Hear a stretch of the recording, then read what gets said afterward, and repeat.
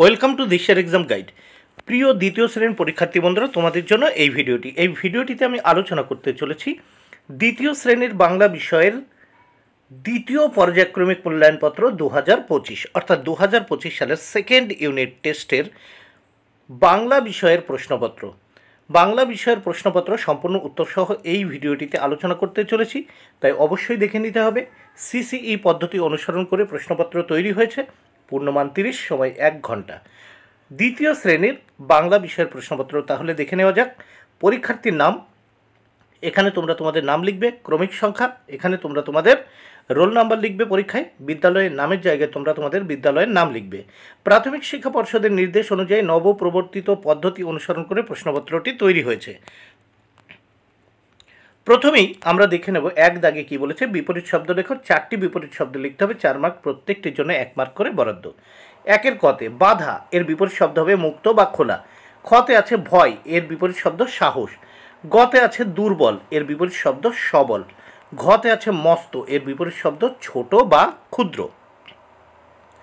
2 দাগে যুক্ত বর্ণ ব্যবহার করে শব্দ গঠন করো। যুক্ত বর্ণ ব্যবহার করে শব্দ গঠন করো, এর জন্য রয়েছে কত? 4 মার্ক। প্রত্যেকটি যুক্ত বর্ণ গঠন করে যুক্ত বর্ণের সাহায্যে শব্দ গঠনের জন্য 1 মার্ক করে বরাদ্দ রয়েছে। প্রথমে দেখো, ভাই কি হবে? ভ্রাতা। খতে বাক হবে বক্র। গতে আছে হাজার, হবে সহস্র। ঘতে আছে পয়সা, উত্তর হবে মুদ্রা। নেক্সট আমরা দেখব 3 দাগে। 3 দাগে কি বলেছে? নিচের শব্দগুলির উপযুক্ত প্রতিশব্দ বাক্স থেকে খুঁজে নিয়ে লেখো। 4টি করতে হবে, এর জন্য 4 মার্ক। বাক্সে আছে পুষ্প, স্বর্ণ, দীপ্তি, রৌদ্র। প্রথমে দেখো 3-এর ক, রোশনাই, উত্তর হবে কি? দেখো দীপ্তি, এই দীপ্তি নিলাম। খতে সোনা, উত্তর হবে কি? সোনা মানে স্বর্ণ। গতে আছে রোদ্দুর, উত্তর হবে কি? রৌদ্র। তারপর ঘতে ফুল, ফুল মানে কি? পুষ্প। তাহলে রোশনাই মানে দীপ্তি, সোনা মানে স্বর্ণ, রোদ্দুর মানে রৌদ্র, ফুল মানে পুষ্প। নেক্সট আমরা 4 দাগে দেখব।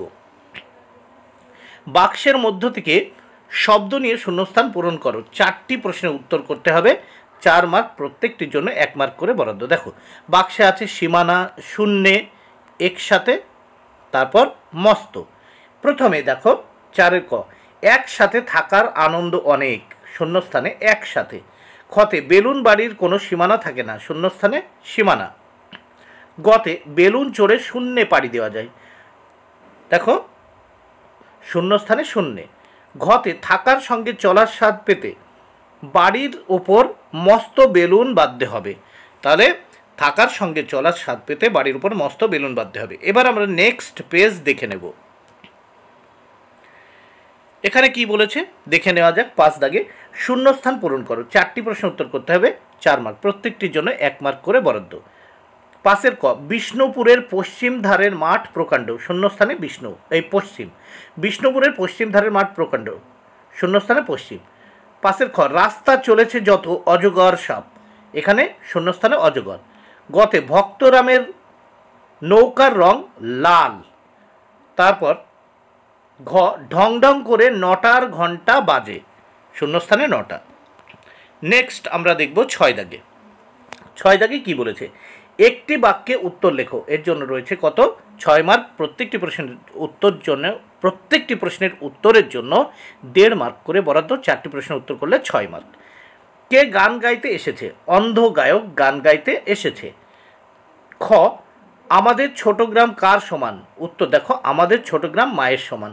গতে অতীত পাখি কবিতার কবিকে, অতীত পাখি কবিতার কবি সরল দে।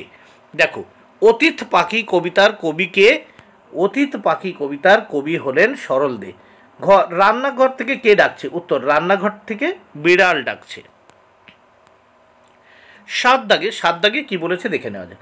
বাক্য গঠন করো।